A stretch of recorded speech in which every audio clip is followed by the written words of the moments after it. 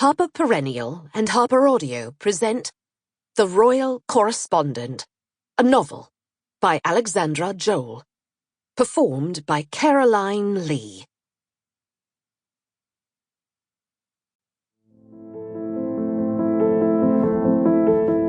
Men Don't Like Hard Case Girl Reporters. The Journalist's Craft. Lindsay Revel and Colin Roderick, eds. 1965. Act boldly. Dorothea Brand, journalist, editor and author, 1936. Prologue. London, the 4th of May, 1960.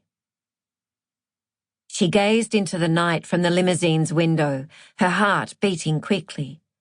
An immense grey stone wall loomed before her. At its centre was the legendary balcony she'd viewed in countless newsreels, featuring waving members of the world's most famous family. But this was real life, and she was about to breach Buckingham Palace, the official residence of Her Majesty Elizabeth II, Queen of the United Kingdom and her realms and territories.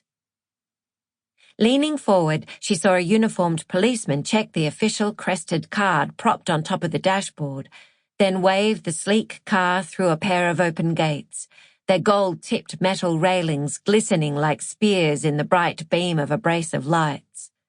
She wished she could stop time, or at least that the chauffeur would slow the limousine, for she wanted to savor every moment of this extraordinary evening.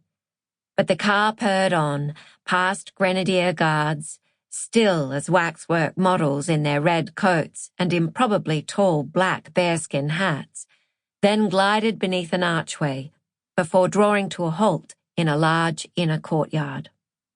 With a quiver of excitement, she gathered the billowing skirts of her ice-blue chiffon ball gown as a footman wearing a scarlet and gold coat, black stockings and knee breeches sprang forward and opened the car door. After following the directions of several other similarly attired attendants, she made her way towards a marble staircase adorned with a wide ribbon of rich ruby carpet. Pausing, she steadied herself, placed one white-gloved hand on the gilt balustrade, and, with what she hoped might be taken for the poise of a princess, swept up the stairs. Another liveried servant, clad in 18th century dress, met her at the entrance to the ballroom. "Good evening," he said with a polite half-bow. "Are you quite ready, ma'am?" She straightened her bare, lightly tanned shoulders. "Ready as I'll ever be." Having first glanced briefly at the embossed entree card, the man announced her in a booming voice, "Miss Blaise Hill." Only then did her stomach begin to flutter. Who was Blaise Hill? An intruder, about to push her way into a place where she had no right to be.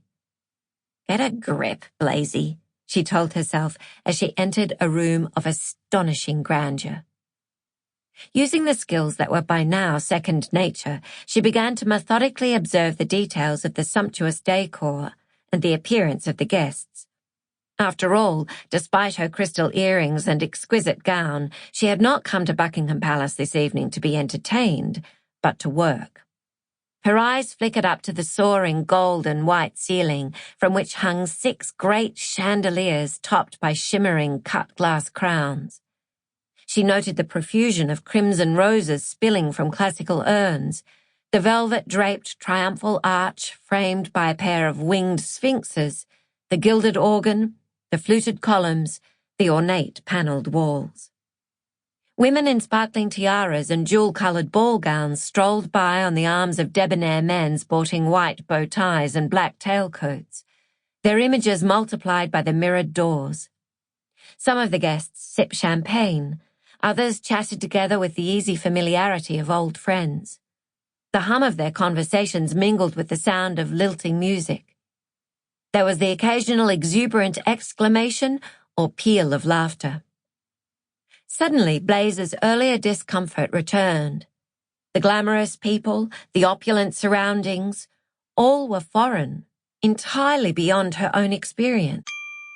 Sample complete. Ready to continue?